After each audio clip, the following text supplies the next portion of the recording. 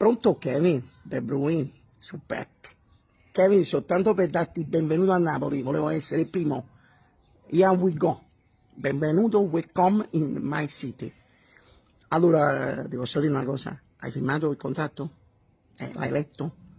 A un certo punto il trabo film, sono spaziati, film!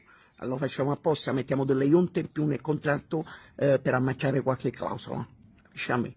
Allora, però, te lo dico sinceramente, col cuore proprio pulito, hai fatto la scelta migliore possibile. Certo, vabbè, come dite da voi, i che te dice, acqua io, the water is fresh.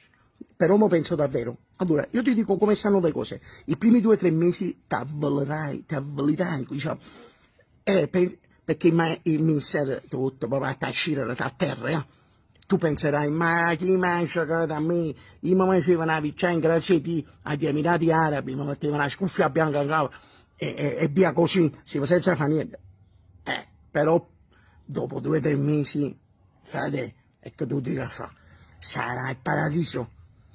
Noi, allora ti dico subito che noi fino a qualche tempo fa, giocatori come te, ne diamo proprio conferenza. No, non ne guardiamo nemmeno in faccia per paura di affezionarci e rimanere delusi. Invece adesso, con questa nuova fase del presidente, diciamo, squaccione, vincente, grazie anche a Messi Conte, mo sei dei nostri. Allora, i miei consigli, chiede a Dries di parlare con Sanzaro e di prenderti una casa a Russais.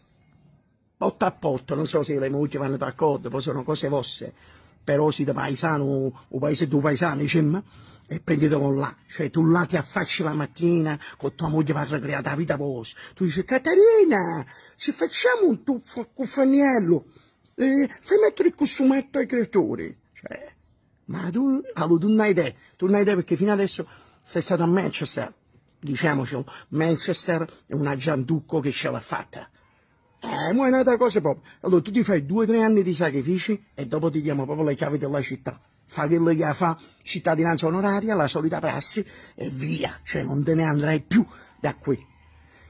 Allora, carissimo Kevin, una cosa ti voglio dire prima perché tu non arrivi e ti voglio dire da Dombri. Allora, sentirai dire Vesuvio erutta, tutta Napoli è distrutta, colle rusi, terremotati, lavatevi, queste cose qua. Tu dici, com'è possibile? Questi non sono italiani pure loro, perché ci trattano così? È invidia, è gelosia, vanno in freva, capisci?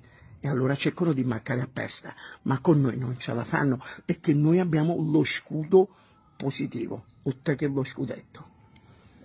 Kevin, ti aspettiamo, appena arrivi, chiedi. Where is Pep? E ti portano a lui. Ciao, addio, benvenuto.